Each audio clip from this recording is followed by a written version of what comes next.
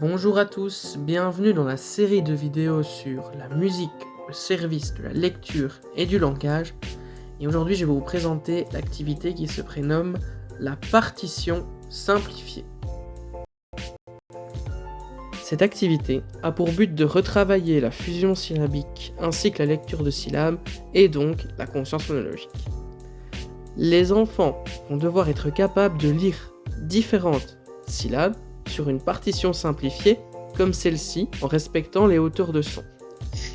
Elle prend tout son sens lorsqu'elle est utilisée lors d'apprentissage des syllabes liées à une lettre.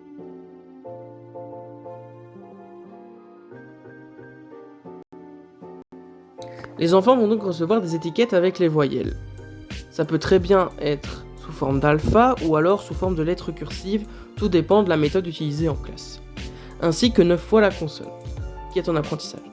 Personnellement, j'ai pu la tester avec la lettre N, donc prenons la lettre N pour cet exemple. Ils vont donc devoir associer les différentes étiquettes pour former les 9 syllabes de graphie différentes avec la consonne N. Ensuite, on leur distribue une fiche partition, comme celle-ci, et on les questionne. Qu'est-ce que c'est? À quoi ça va servir? Qu'est-ce qu'on y retrouve? Etc. Une fois leur réponse écoutée, on passe à l'explication de la partition en leur disant que c'est une partition de musique qui a été simplifiée, comprenant 3 lignes, qui correspondent chacune à un son, à une hauteur de son. La ligne du dessus correspond au son aigu, celle du milieu correspond au son médium, et celle du dessous au son grave. Des petits pictogrammes sont ajoutés pour aider les enfants. On a la souris pour les sons aigus, le petit enfant, donc la personne, l'humain, pour le son médium, et on a l'éléphant pour le son grave. Il faut bien sûr passer par cette explication de la hauteur des sons, car sans cela, les enfants ne vont pas savoir réaliser l'activité correctement. Ensuite, le but va être de placer une des syllabes dans chaque colonne qui sont à chaque fois de couleurs différentes pour bien que cela soit clair pour les enfants. Une fois les partitions terminées, j'en sélectionne plusieurs qui seront affichées au TBI pour pouvoir être lues en respectant les hauteurs de son. Prenons un exemple de partition simplifiée. Je vais donc la lire.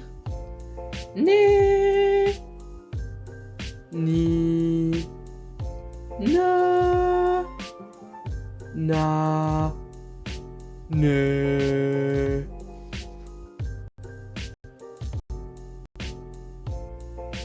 Il est également possible que l'enseignant réalise lui-même les partitions dans le but de se centrer sur l'apprentissage de la lecture de syllabes. On peut également la complexifier en utilisant des syllabes plus complexes, des sons amoureux ou des mots. L'enfant peut même venir écrire lui-même les lettres, les sons, les mots, etc. Cette activité est donc prévue pour des élèves de première année, mais peut très bien être réalisée en deuxième primaire également.